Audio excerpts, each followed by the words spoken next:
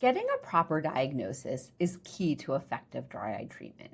Dry eye is not one diagnosis, and that's why treatment doesn't work the same for everyone. And you might be thinking to yourself, why does this matter? And the reason it matters is because patients come to see me and they tell me that they've tried everything and that nothing has worked. And they're frustrated and they feel defeated. And I listen to what they've tried in the past and why they're frustrated. Sometimes it's in-office treatment such as LipiFlow. They've been on Restasis, sometimes for a long time without any change in their symptoms. Often it's a short course of steroids, and those steroids did help temporarily, but now they're back to square one. The one thing that it never really is a layered approach.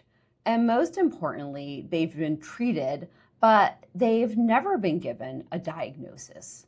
Dry eye is an umbrella term, and most of the time my patients have similar symptoms: burning, grittiness, redness, irritation, fluctuating vision. The issue really is symptoms are the same for various diseases. Symptoms tell me something is wrong, but a diagnosis will tell me what is wrong. And these symptoms often lead to a diagnosis of dry eye, but a more specific diagnosis is needed to determine effective treatment. The reality is, if you don't have a specific diagnosis, treatment will fail. It will often lead to trial and error care, temporary relief like you get with steroids, or just the wrong target. And there's lots of examples of this.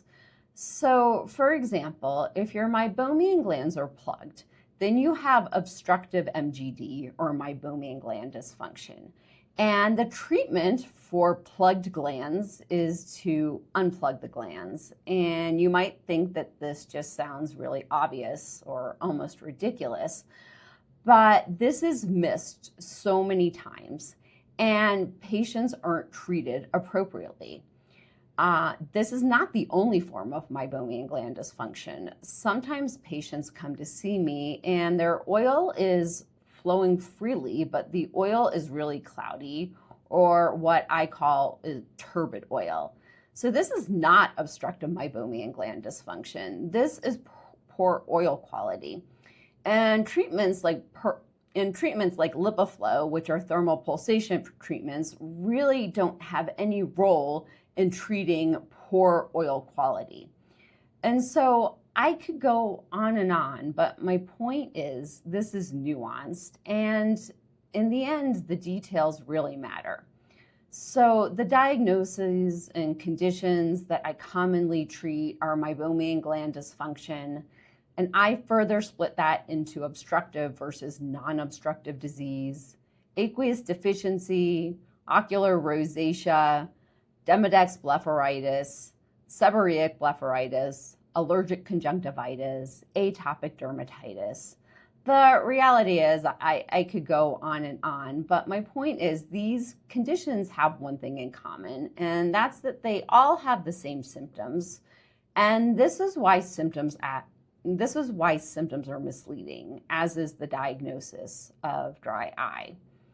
Each condition is different. They often overlap, but each needs a different treatment plan.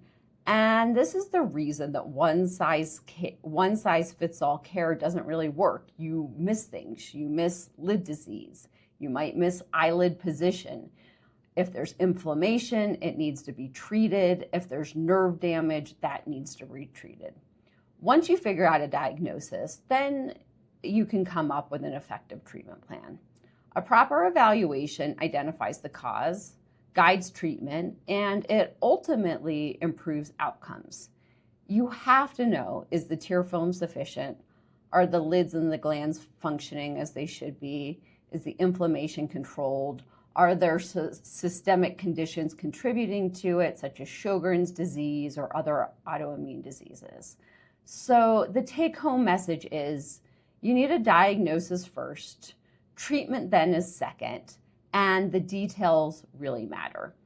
Dry eye treatment only works when it matches the diagnosis. If dry eye treatment isn't working, it's not the treatment, it's the diagnosis, and that's why diagnosis is always the first step.